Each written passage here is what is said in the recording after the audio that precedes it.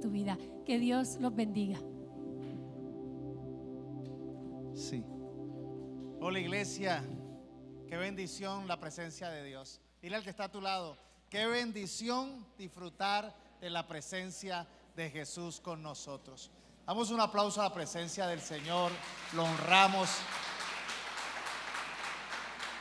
Hoy voy a compartirles una enseñanza que Dios ha puesto en mi corazón y que es muy importante que ustedes lo valoren, lo entiendan, porque estamos en tiempos donde necesitamos comprender que Dios nos bendice en la congregación de la iglesia. Dios nos bendice en la congregación de la iglesia.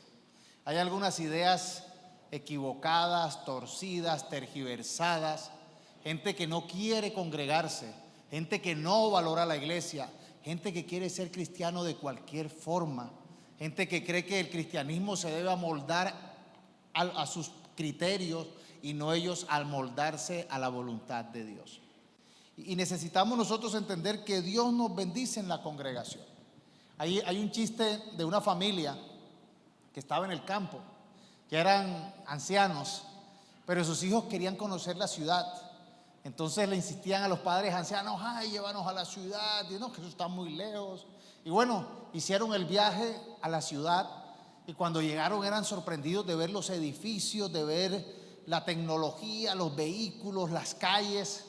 Y llegaron entonces a quedarse en un hotel, y el hotel era un edificio, y se sentaron en el lobby, y enfrente estaba el ascensor que nunca habían visto en su vida. Ya como les digo, era una familia de edad, y de pronto entra un señor al ascensor, hunde y se abre la puerta, y ellos ven, nunca lo habían visto, ven un cubículo allí, entra el señor ya anciano, a los pocos minutos se abre la puerta y sale un joven así acuerpado, y dice, ay mamá, ¿vio eso? Y digo, ¿y cómo sucede eso? Y que no sé, pero llame a su papá. No habían entendido, pero decía, ahí pasa algo bueno. En la iglesia sí realmente pasa algo bueno. Y es que Dios nos bendice en la iglesia. Y algunas personas necesitan entender cuál es el propósito de la iglesia. Que la iglesia tiene una destinación única.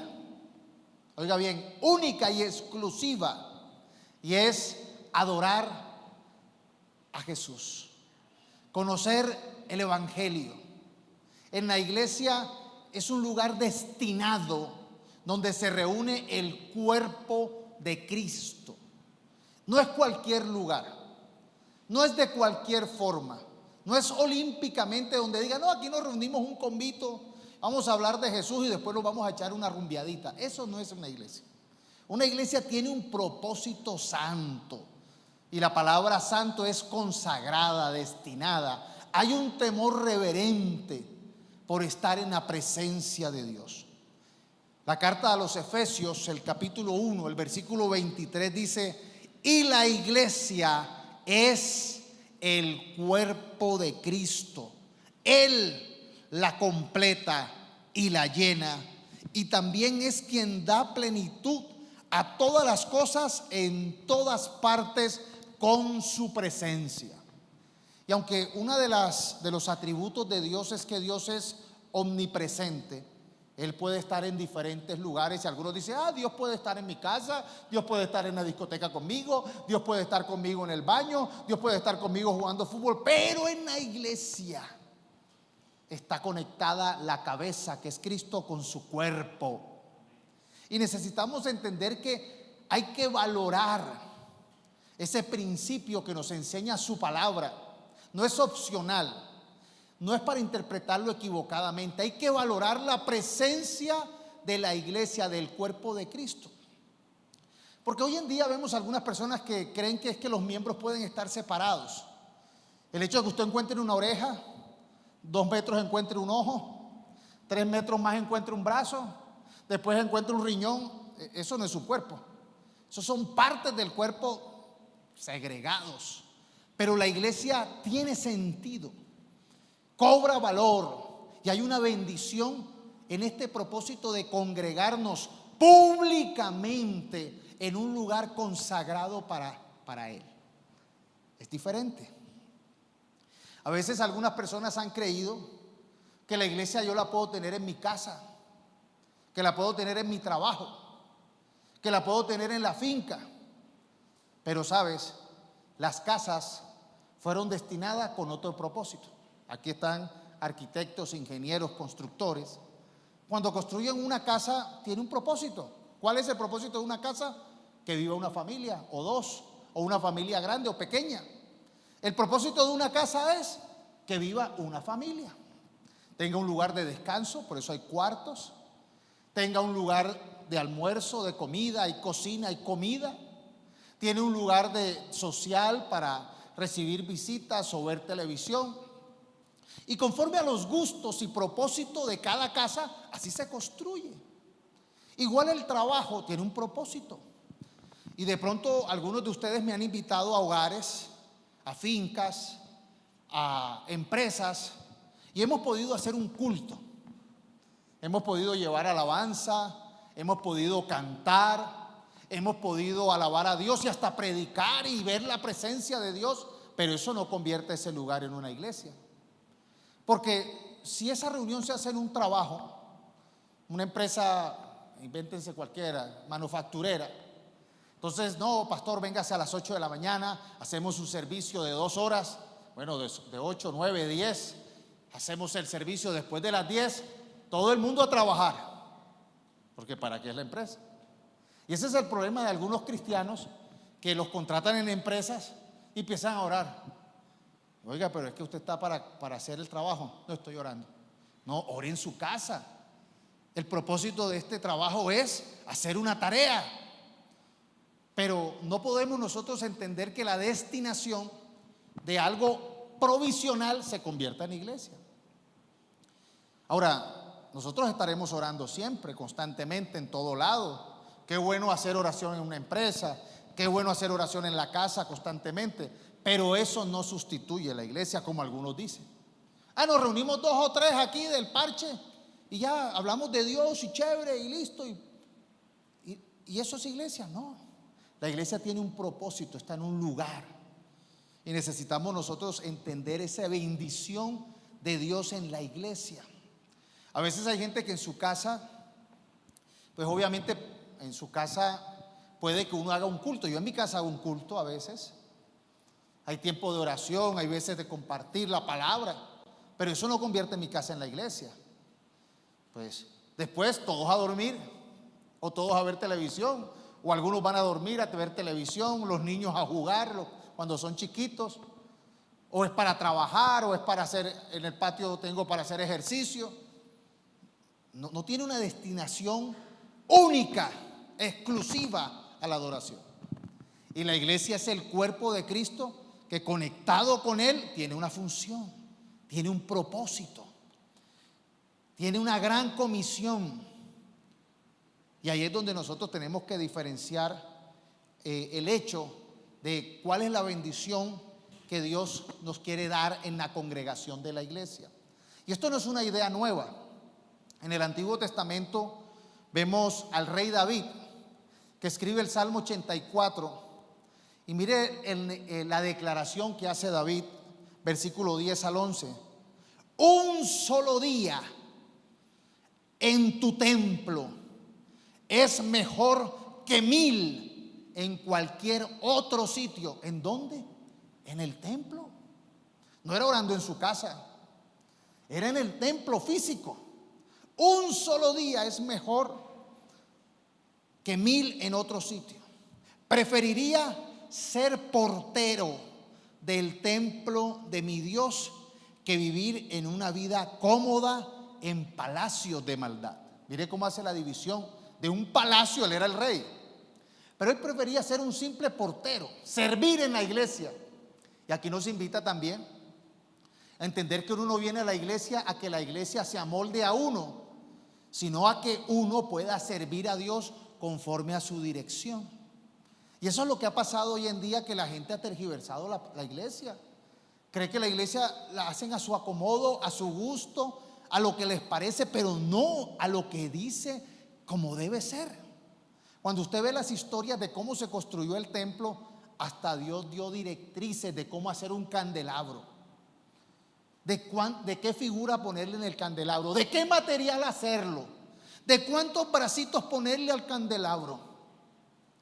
Dios dio instrucciones de cómo era que quería que le construyeran su templo, el lugar de adoración, donde Él iba a tener un encuentro especial con su cuerpo, que en esa época se llamaba el pueblo. La congregación del Antiguo Testamento se llamaba el pueblo de Dios. En el Nuevo también se llama el pueblo, pero ya no es por la sangre, por la consanguinidad, ya no porque seamos judíos, sino por la fe en Jesucristo. Que nosotros entonces somos el pueblo de Dios y nos reunimos en su casa, en su lugar de adoración. Cuando usted entra aquí a la iglesia, que estamos todavía en construcción, ve que dice Iglesia El Poblado, Misión Cristiana, casa de oración. Es la casa de Dios. Es un lugar destinado con un solo propósito: adorar a Dios, aprender de Él, acercarnos a Él. Ese es el propósito de este lugar. Es un lugar exclusivo, único, consagrado.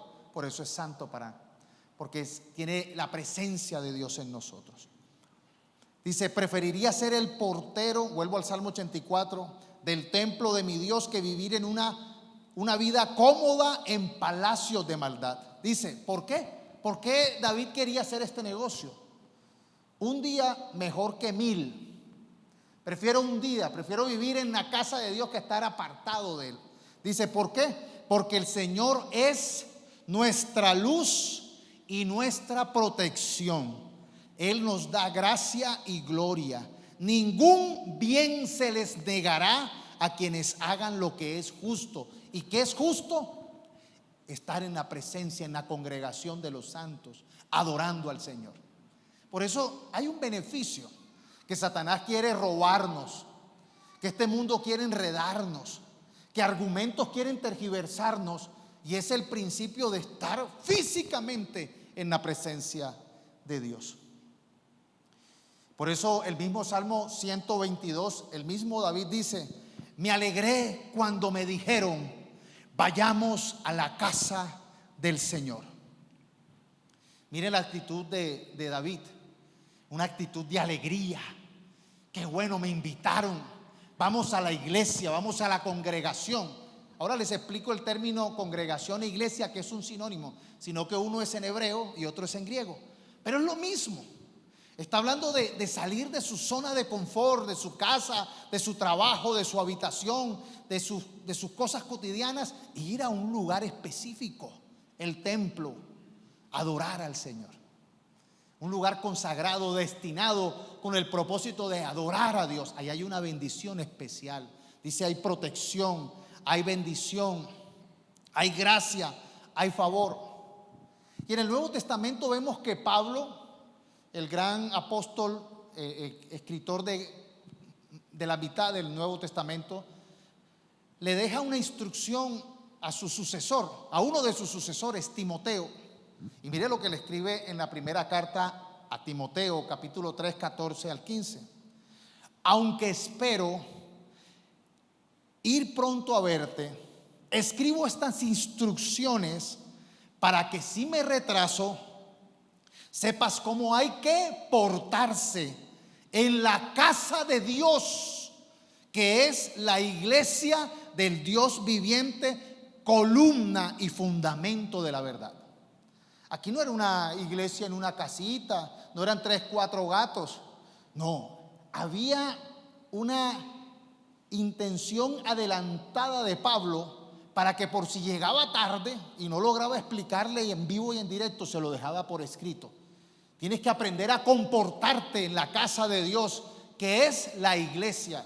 Y mire el título que le pone: columna. Iglesia pone iglesia del Dios viviente. Esta es nuestra iglesia.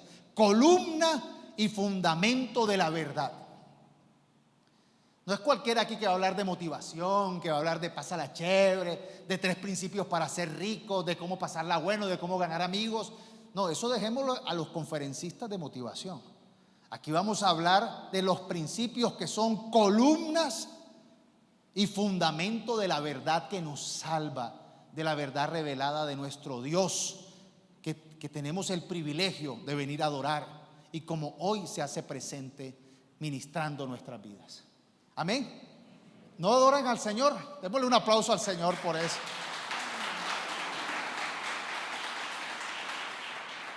Tres bendiciones. Hay una bendición corporativa, como la iglesia es el cuerpo. La palabra corporación viene de cuerpo. Entonces, como la iglesia es el cuerpo de Cristo, hay una bendición una bendición corporativa.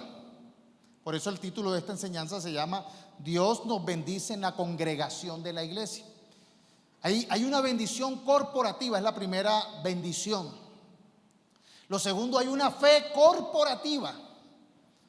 Y lo tercero, hay un crecimiento corporativo. Y digo la palabra corporativa entendiéndose que viene de lo que entendemos como parte del cuerpo.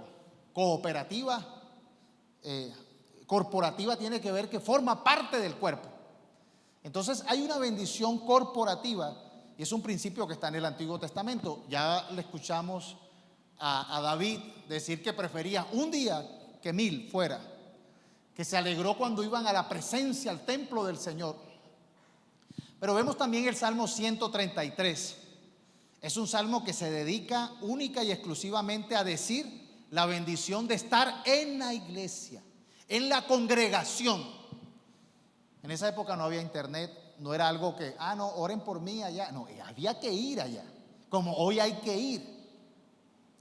Dice Salmo 133, mirad cuán bueno y cuán delicioso es habitar los hermanos juntos. Otras versiones dicen la congregación junta en armonía. Ahora mire que no dice solamente juntos, dice en armonía. No es que estemos aquí, no, nos tocó aquí, estamos juntos, pero no me soporto al que está al lado. Estamos juntos en armonía, dice. Es como el buen óleo sobre la cabeza, el cual desciende sobre la barba de Aarón y baja hasta el borde de sus vestiduras. ¿Y sabes quién fue Aarón? Es el primero de la línea sacerdotal. O sea que hay una bendición sacerdotal que solo sucede en la congregación, no sucede solo. Es en esa unión, en esa buena armonía de los hermanos juntos que baja una unción y baja abundantemente por la barba, por el vestido y se riega en la comunidad. Esa unción es la bendición de estar en la comunidad, de estar en la congregación de la iglesia. El otro ejemplo, como el rocío de Hermón, el monte Hermón, que desciende sobre los montes de Sión. Y el monte de Sión hace referencia a la alabanza y a la adoración del pueblo, que desciende sobre el monte de Sión, porque allí envía Jehová bendición y vida eterna. ¿En dónde? En la congregación. ¿Qué envía el Señor? Bendición y vida eterna. Así que esas ideas de pronto de que yo soy cristiano solo. Yo estudié en el seminario de San Marino 8 semestres. Yo estoy haciendo un curso en internet donde me mandan el cartón por $200 y me hacen teólogo. No. Esto no es de conocimiento. Esto no es de que te sepas la Biblia de memoria. Esto es de que hay una bendición en estar congregados. Ahora, ¿qué significa congregación? Yo les dije que hay un término en hebreo que es Yadhat. Yadhat en hebreo significa unidad. Y es el término que está usando acá de la congregación, Yadhat. Significa unidad, armonía, juntar, reunir, pero mire lo que también significa único. Es una reunión única, es una reunión exclusiva, unir. En lenguaje actual, encuentro o asamblea programada.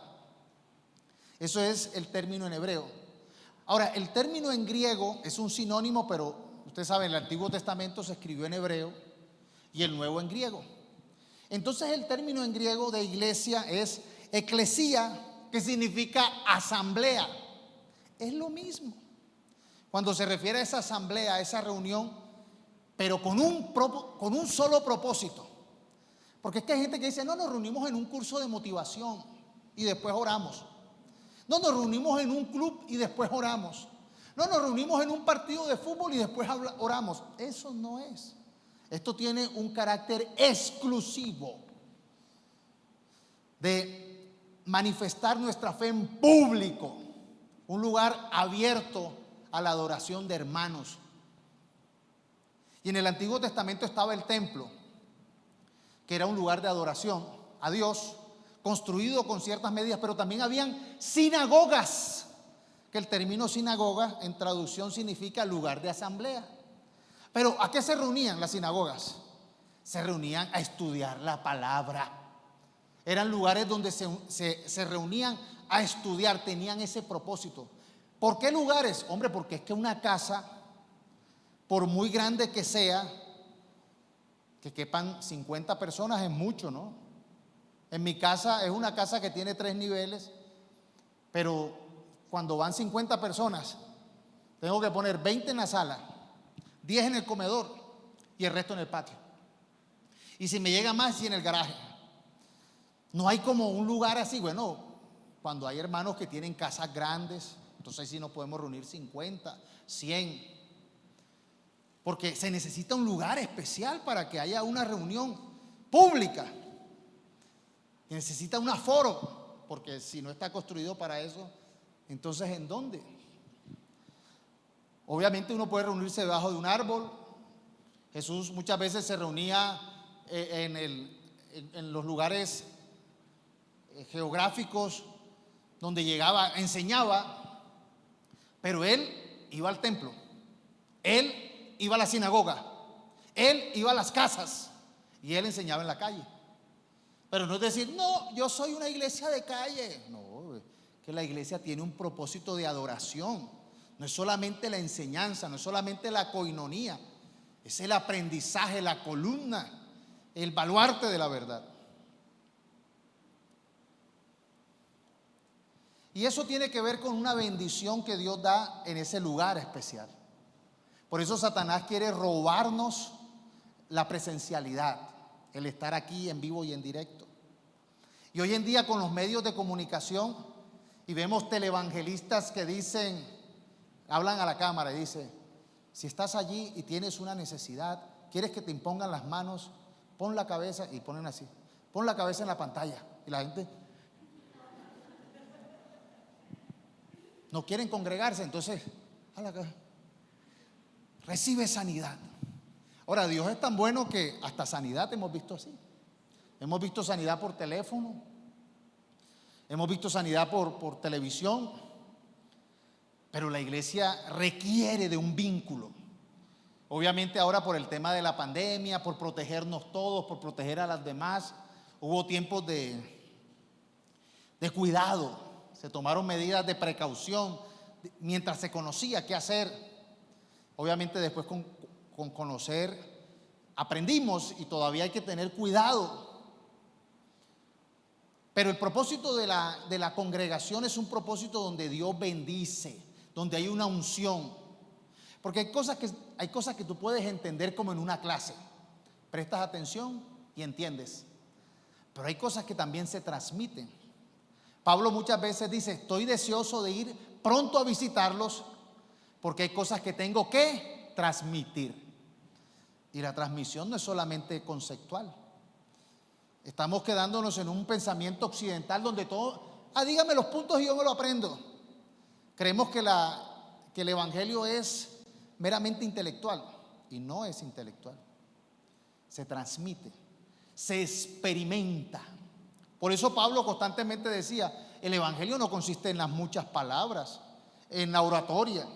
A veces hay iglesias y cristianos que se quedan en la oratoria, son expertos para hablar, son buenos para argumentar, manejan las masas, las emociones, saben decir, sí, pero eso es bueno para comunicar un mensaje.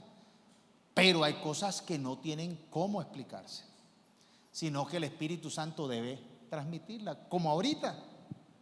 ¿Qué pasó ahorita? Eso se salió de lo normal. Pues de lo normal. Dios tocó a alguien acá, a Karim, y dijo, yo siento esto, Dios nos habló esto. Vamos, servidores, a orar. ¿Quién no sintió la presencia de Dios? ¿Quién no la sintió? Estoy haciéndolos caer. Tienen que estar en la jugada porque los hago, estoy como el payaso. Levante la mano quien no se bañó. Entonces necesitamos entender que la presencia de Dios la sentimos, la experimentamos, toca el corazón, mueve las fibras. ¿Y uno cómo lo explica? Hay milagros que suceden en esa transmisión, hay dones que se reciben en esa transmisión.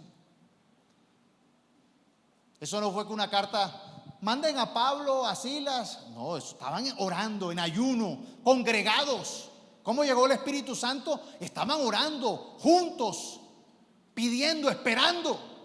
Eso no llegó a que, cuando llegue el Espíritu Santo que me despierte, me voy para la casa. No, estaban orando, estaban obedeciendo, estaban congregados. Y allí llegó el Espíritu Santo con fuerza, con dones, con poder, con manifestaciones de fuego. Unas lenguas de fuego se podían ver, porque una de las analogías del Espíritu Santo es fuego, pero también es viento, también lo relacionan con el agua, que habla del poder, de la vida. Y empezó la iglesia llena del Espíritu Santo.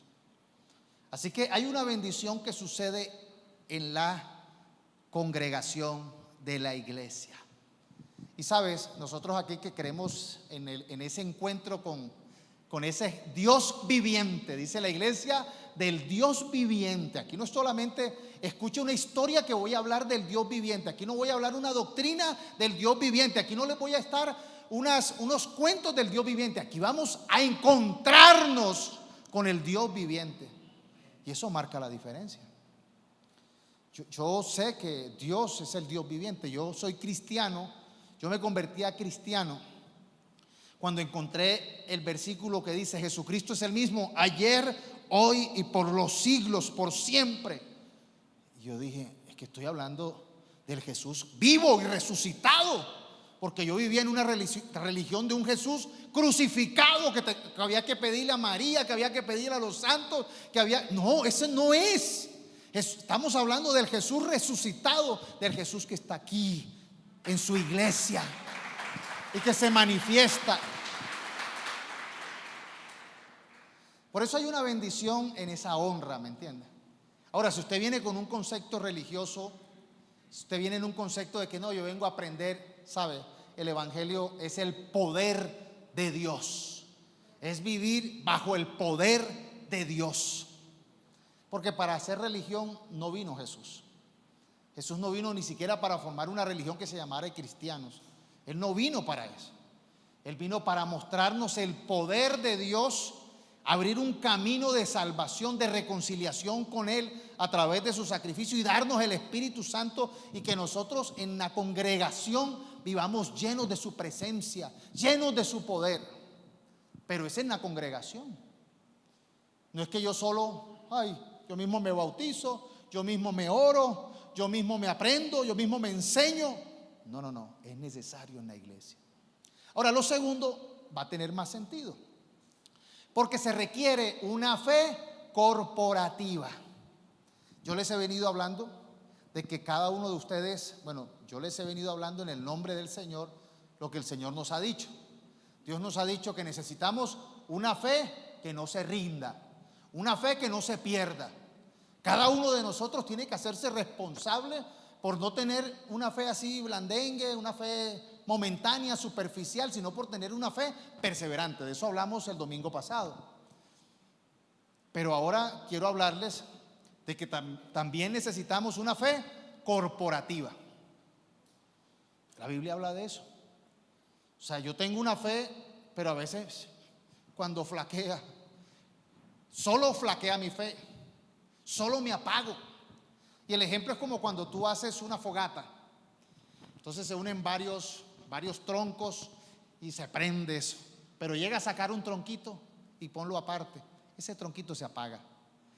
Toca, porque es que allí todas las fogatas se animan. Entonces cuando se está apagando uno, el otro lo prende. Y esa fe corporativa es la que nos hace disfrutar y ver cosas sobrenaturales y especiales. Hemos hablado de que este año es un año de avivamiento. Dios nos ha dicho eso. ¿Cómo vamos a ver ese avivamiento? Está hablando el pastor. Cuando el profeta diga, va a haber avivamiento, amén. Ahora, ¿cómo? Ahora habla el pastor. ¿Cómo? Una fe corporativa. Una fe de que si yo estoy como frío, usted me calienta. Si usted está frío, usted se calienta. No hay alguien que pueda tener una fe tan fuerte que pueda vivir solo. Ni los profetas lo podían hacer. Pues los grandes profetas del Antiguo Testamento. Vemos profetas que estaban débiles, cansados, que tiraban la toalla porque se sentían solos.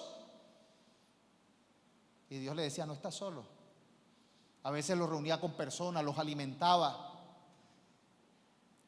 Nosotros tenemos una congregación y debe ser una congregación que tenga una fe bien perseverante. Yo quiero que usted se comprometa conmigo y se comprometa con los demás, y nosotros nos comprometemos con usted en tener una fe perseverante, pero en cooperación, una fe corporativa, una fe de cuerpo. En Marcos 2 hay una historia que hace esta explicación. Jesús había llegado a una casa y la casa estaba llena. La casa no sé cuántas habitaciones tenía o para cuántas personas era, pero había una multitud que había gente afuera. Había gente afuera, aún en la puerta, tratando de escuchar lo que Jesús decía allá, de pronto en la sala, o no sé cómo estaba la casa, pero la casa no le cabía más gente, todo el mundo lleno. Y usted sabe, el que estaba afuera como que, cállate, que no escucho. Si el perro ladraba, pase, que no me deja escuchar. ¿Qué fue lo que dijo? Estaba llena esa casa, estaba Jesús allí. Y aparecen 5 personas, de las cuales 4 estaban llevando una camilla y la quinta estaba paralizado en la camilla. Y cuando llegaron, no sé si usted se imagina esta escena, cuando usted ve los partidos de fútbol que tiran a alguien al piso y llega el camillero, nada más es sacarlo de aquí a allá, y a veces uno ve que se enredan, se les cae el jugador. ¿No ha visto esos videos? Estos 4, quién sabe de dónde venían, pero venían los 4 cargando al que estaba enfermo en una camilla, estaba paralizado. Y llegan a la casa, llegamos tarde, se nos adelantó otra gente, no había espacio. Ahora cada quien, no, hermano, de malas, aquí llegué yo primero. De pronto los de atrás, bueno, párelo así para ver si escuchen, no sé. Estaban allí. Probablemente la fe del que estaba dependiendo de los 4 habrá dicho, hermano, gracias. Bueno, lo intentamos, porque es que él no podía hacer nada. Pero había una fe diferente, había una fe corporativa de esos 4, que estaba bendiciendo al quinto que estaba postrado. Ven, es que aquí la fe era la de los 4, porque el quinto lo llevaban a donde los 4 lo pudieran, hasta donde la fe alcanzara. Ahora estos 4 llegaron y encuentran el primer obstáculo, la primera gran dificultad: está lleno y nadie nos da espacio. Ellos dicen, nuestra fe es mayor, vamos a subirlo al techo. Hermano, ¿usted sabe lo que es eso? Imagínese esa escena. Tuvieron que haberlo amarrado muy bien a la camilla. Aquí experimentamos, hace pocos días vinieron unas personas acá al auditorio y había alguien que estaba en silla de ruedas. Pero era de esas sillas de ruedas eléctricas que pesan más que el paciente que está montado. Hermano, y nosotros cargando esa silla de ruedas, lo montamos acá, bueno, rodó hasta aquí, a bajar estas escaleras. Estamos construyendo la iglesia, va a tener espacios para movilidad, pero todavía no lo hemos terminado, estamos en construcción. Pero en ese momento entró esta persona y después la sacada. Vea, el muchacho que estaba en la silla estaba asustado. Ay, cuidado, me van a dejar caer, ay, güey. Claro, porque es que él depende de que los agarren, del que los agarren. Yo me imagino que el que estaba en la camilla, hey hermano, hey, no, déjalo así. Y lo montaron al techo. Y después en el techo, bueno, y entonces abrir el hueco y bajarlo. Tenían que hacerlo bien hecho. Porque donde el uno suelte más, se cae. Tenían que bajarlo. Bueno, 1, 2. Tenían que haber programado. Pero su fe les dio para vencer esa dificultad y presentar a esa persona delante de Jesús. Y mire lo que dice Marcos 2:5. Cuando Jesús vio la fe de ellos, eso es una fe colectiva. No fue que vio la fe de uno, vio la fe de ellos, porque trabajaron en unidad, sincronizados. Organizaron la cosa para montarse y para saberlo bajar. Cuando Jesús vio la fe de ellos, fue una fe corporativa.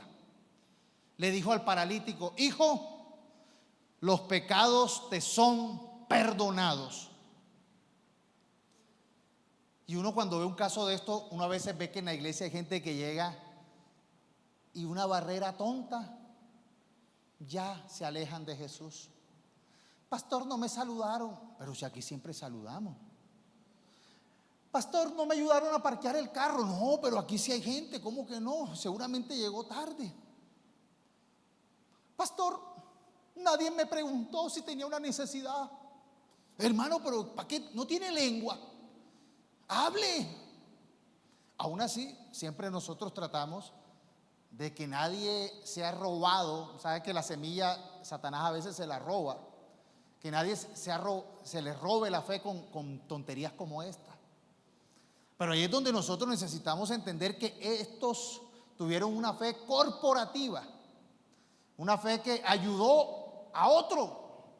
Y sabe una cosa, la iglesia es un lugar donde se necesitan personas que tengan una fe corporativa que me ayude o que ayude al que está en necesidad. Por eso cuando usted ve la carta de Santiago dice: ¿alguno está alegre? ¿Quién está alegre? Que cante alabanza, vaya para la alabanza con fe. Cante con alegría, cante con gozo, cante con fe. ¿Alguno está triste, enfermo? Que llamen a los líderes como pasó ahorita y oren por ellos. La oración con fe del justo traerá resultados maravillosos. Amén. Esa es la iglesia. ¿Eso dónde sucede? En la iglesia, donde hay una fe corporativa. Yo les digo una cosa: si ustedes van a depender siempre de mi fe, pues yo trato de ser una persona de fe, vivo por fe, pero hay días que tengo mayor fe que otras. Se los digo aquí entre nos. Y siendo honestos, a veces yo me levanto como que estoy dispuesto, pónganme el enfermo para orar. Y hay días que me levanto como que, ay Dios mío, me duele el estómago, me duele la espalda. Señor, tú sí me vas a sanar. O sea, hay días que uno está bajo de nota, como dicen, bajito de nota. No muchos, pero a veces uno está bajito de nota. Lo más chistoso es que a veces uno llega bajito de nota y cuando está sirviendo o cuando encuentra a alguien que tiene una necesidad mayor que la de uno y uno se dispone a servir, uno dice: ¿y yo y qué bajito de nota esta mañana? Cuando oré por esa persona, Dios hizo algo y Dios me tocó a mí. Es el poder de servir. O sea, porque yo no doy de lo que tengo, yo doy de lo que Dios me da. Y a veces no tengo, pero me dispongo. No tengo, por aquí estoy. Solamente ofrezco el almuercito que tengo. A veces solamente tengo el almuerzo para ofrecer, como pero Dios con eso multiplica y alimenta a muchos. ¿Dónde sucede eso? Aquí, Esa es la fe corporativa que empieza a crecer de manera poderosa. Porque no es lo mismo el problema de uno que el problema de un cuerpo.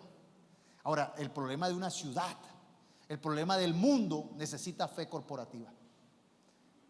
Y tú dirás, no, pero es que todos no es que tengamos gran fe, pero con que tengamos la fe como el grano de mostaza y la sembremos en la iglesia, en la congregación, y oremos con fe, veremos cambios. Veremos el favor de Dios. Y por eso es que aquí hemos visto milagros grandes. Ahora, continúo con la historia. Dice el versículo 11 al 12, que entonces Jesús vio al que estaba allí, ya le había dicho, tus pecados te son perdonados. Pero luego dice en el versículo 11, a ti te digo, levántate, toma tu camilla y vete a tu casa. Versículo 12, él se levantó, tomó su camilla enseguida y salió caminando en vista de todo. Y sí, permiso, salió. Ya yo logré lo que quería, ya yo alcancé la bendición, perdón de sus pecados y sanidad. Permiso. Ya Jesús le había dicho, váyase para su casa. Dice, caminando a la vista de todos. ¿Cómo se habrá quedado esa comunidad? Dice, ellos se quedaron asombrados y comenzaron a alabar a Dios. Mire lo que decían, jamás habíamos visto cosa igual. Y hay cosas que nunca hemos visto, pero lo vamos a ver. Hay cosas que nunca hemos visto, pero lo vas a ver. Hay cosas que nunca hemos visto, pero lo vamos a ver. ¿Por qué? Porque esto sucede en esta congregación. En la congregación donde está la presencia de Jesús, donde se ha destinado la honra al Señor. Y por eso es que vemos milagros y vamos a ver más milagros y más señales. Pero ¿qué necesitamos tener para que existan esos milagros y esas señales?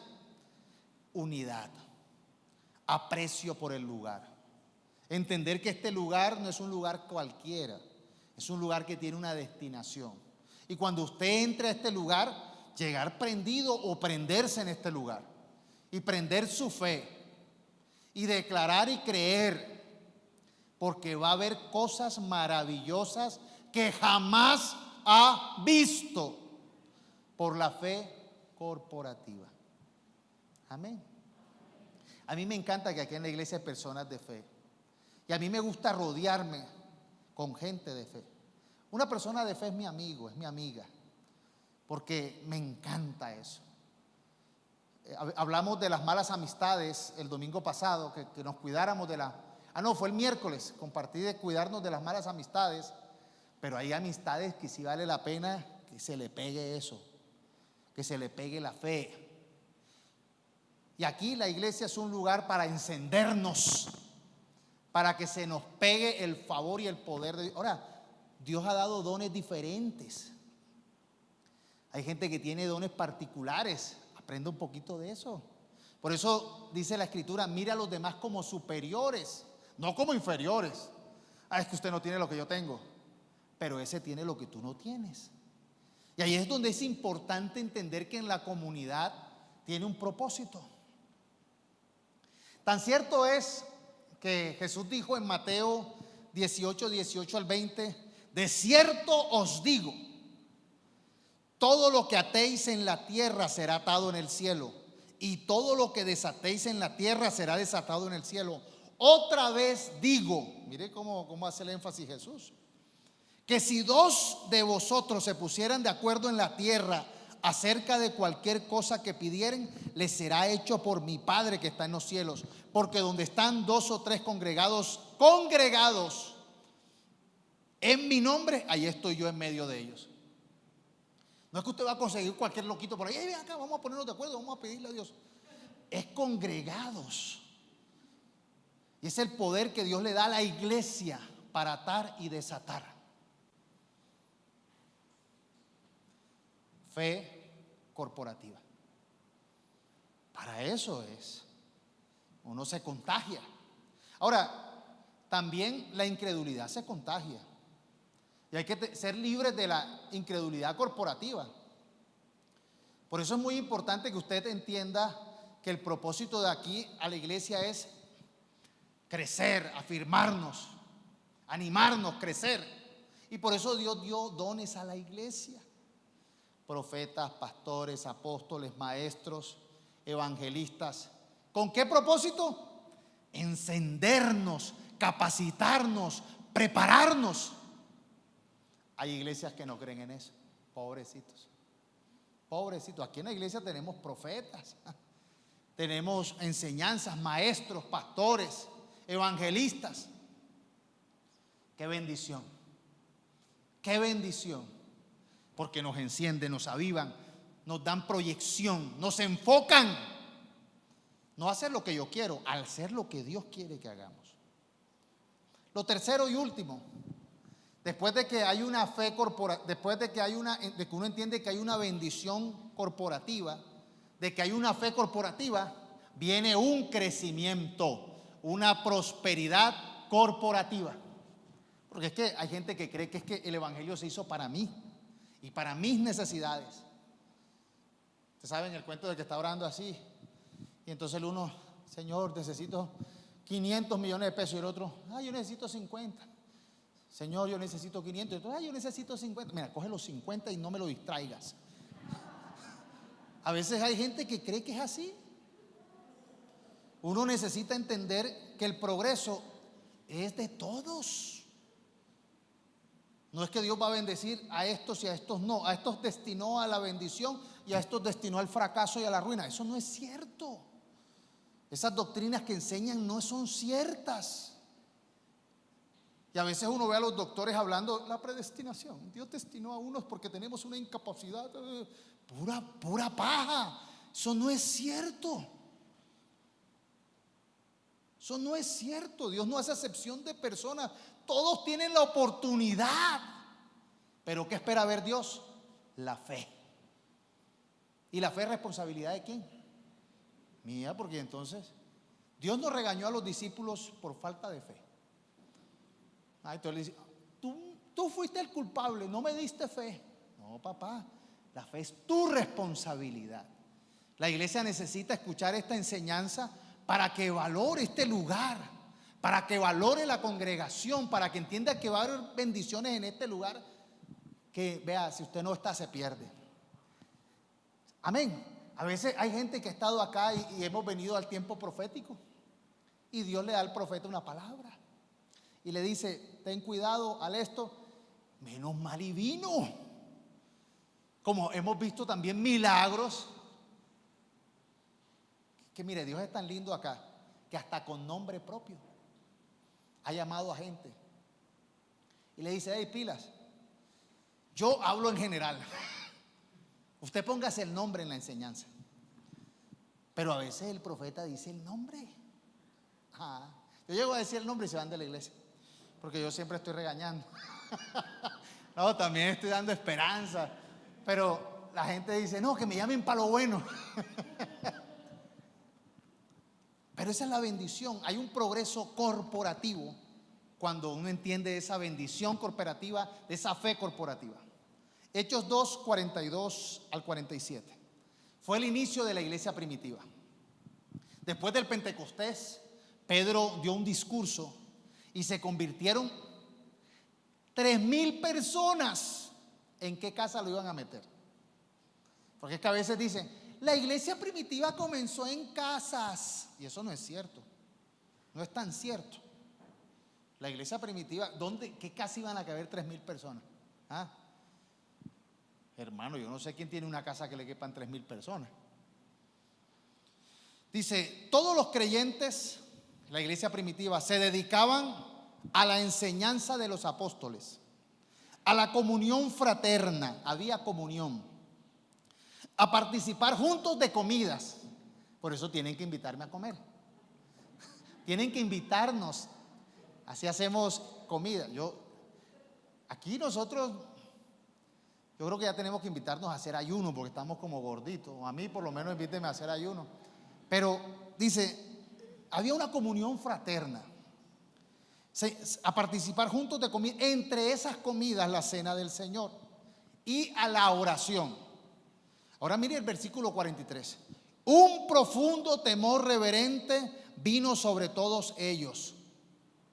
Esas reuniones no eran reuniones para rajar del hermano, no eran reuniones para hablar mal del pastor, para hablar mal de la iglesia, no eran reuniones para calumniar, no eran para criticar, no eran para murmurar ni echar chistes. Eran reuniones con un propósito de temor reverente a Dios. Y eso eran en sus casas. Esa era la comunión. Nosotros nos hemos acostumbrado a que solo venimos domingos o algunos miércoles o sábados, pero aquí había una comunión constante en las casas y sacaban tiempo para orar. A mí a veces me invitan a jugar fútbol, vamos, jugamos fútbol, nos divertimos, no está mal.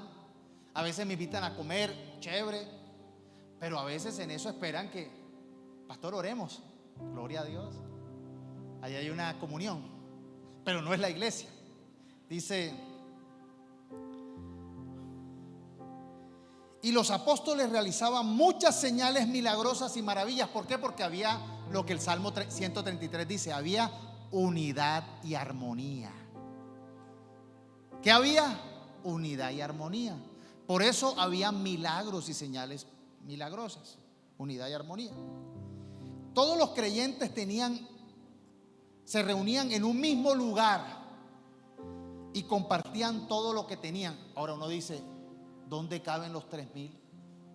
Se reunían en un solo lugar. Había otro lugar que tenía la capacidad para eso.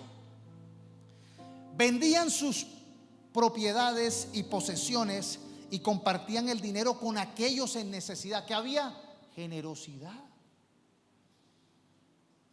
Hay gente que, no, yo voy a la iglesia pero yo no aporto, yo no siembro, yo no diezmo. Eso no es de Dios. En eso hay que entender que había generosidad. Y dice, adoraban juntos. ¿En dónde? ¿En dónde adoraban? ¿En dónde adoraban? En el templo. O sea que no solamente era la casa, adoraban juntos en el templo judío.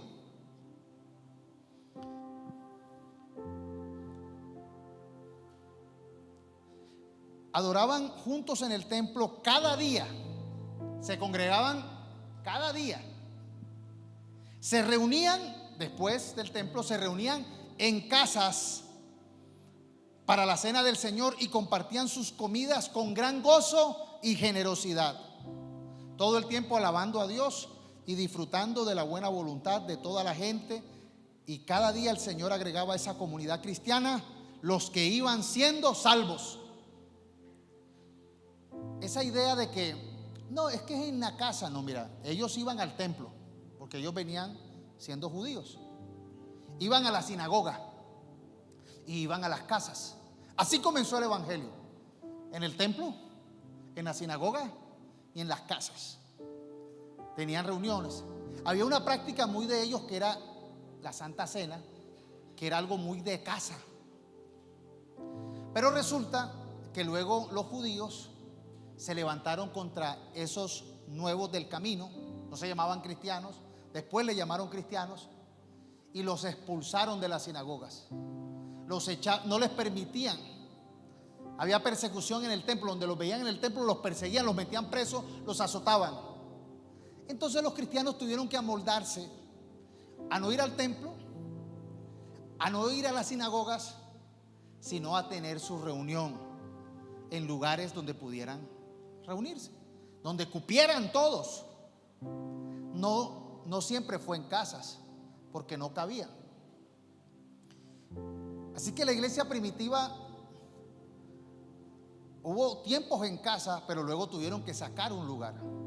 ¿Sabes? Yo tuve el privilegio, el gran privilegio, fue un regalo de Dios, de estar en la iglesia primitiva de Felipe el apóstol. Está en Turquía. No sabía que la habían descubierto esa iglesia. Fui a Turquía por otro paseo. Y cuando llegué a un lugar que se llama Pamukkale, que antes se llamaba Esmirna, la historia dice que para allá se fue el apóstol Felipe, uno de los 12, el quinto que nombra de los 12. Felipe montó esta iglesia porque empezó la persecución en Jerusalén, a Patar, y él se fue para Turquía. Yo estuve parado en ese lugar. Tengo fotos.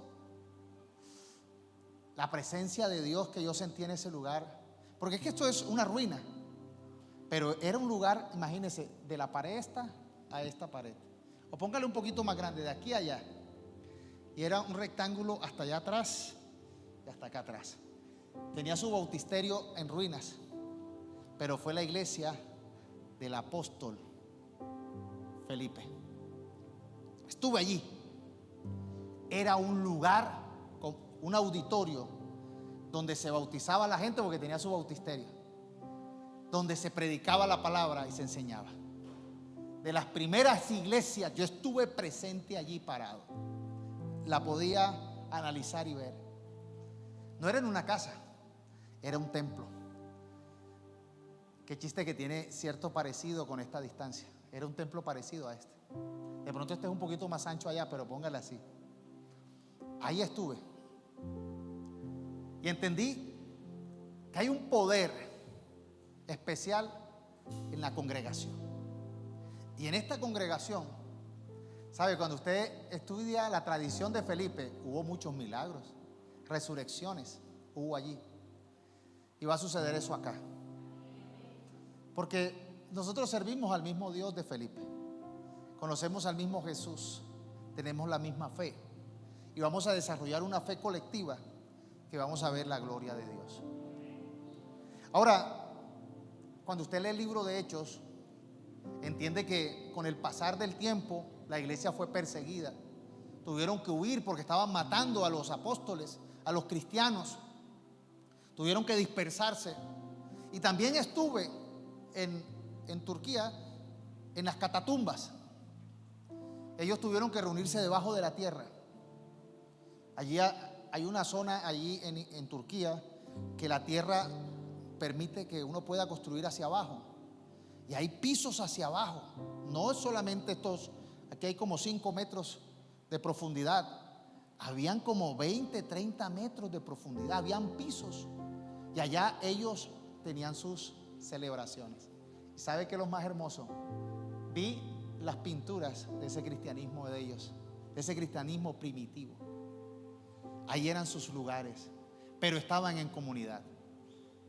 Yo creo que aquí también estamos como en una catatumba, estamos en el sótano, bajo la tierra, adorando a nuestro Dios. Adorando a nuestro Dios.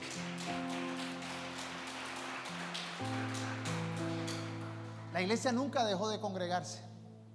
Vemos luego la carta de Hebreos. La carta de Hebreos no sabemos quién la escribió. Pareciera que fuera Paulina, tiene muy parecido a Pablo. Parece que si no fuera Paulina, fuera de alguno de ellos.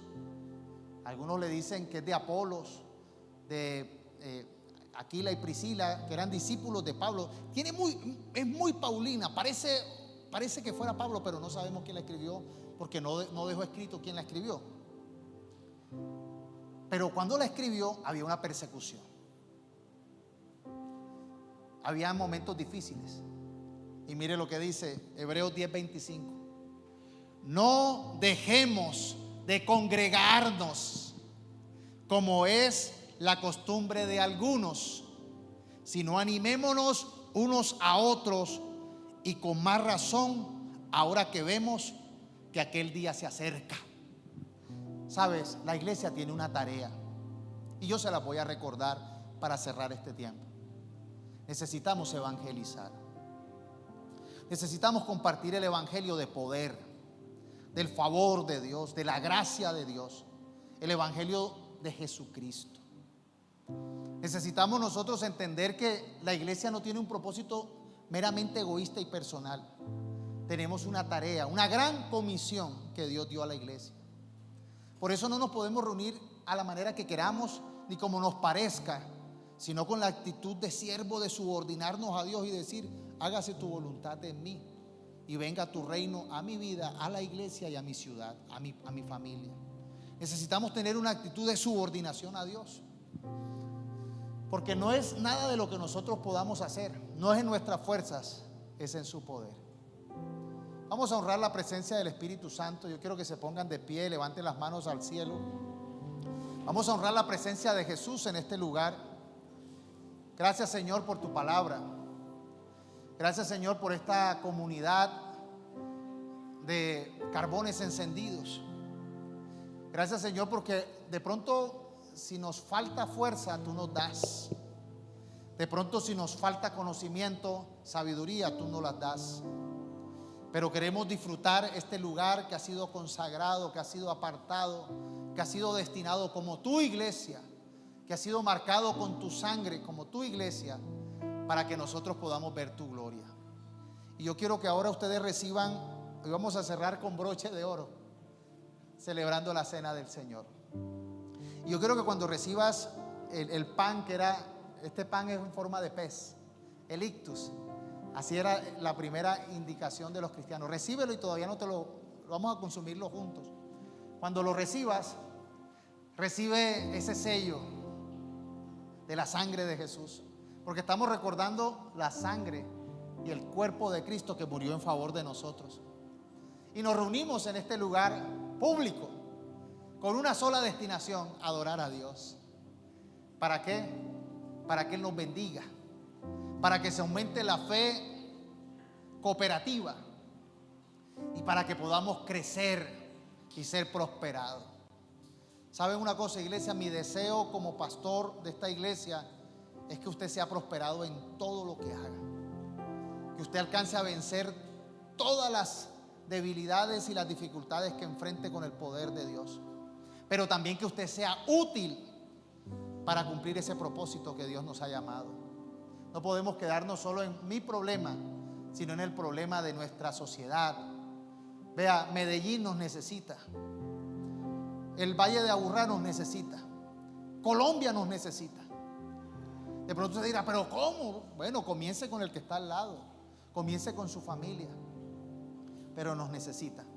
Y solamente con una fe cooperativa veremos la gloria de Dios. Y Dios añadirá a su iglesia los que han de ser salvos, que anhelamos que sean todos nuestros familiares, todos nuestros amigos, que podamos ver el favor y la gloria de nuestro Dios.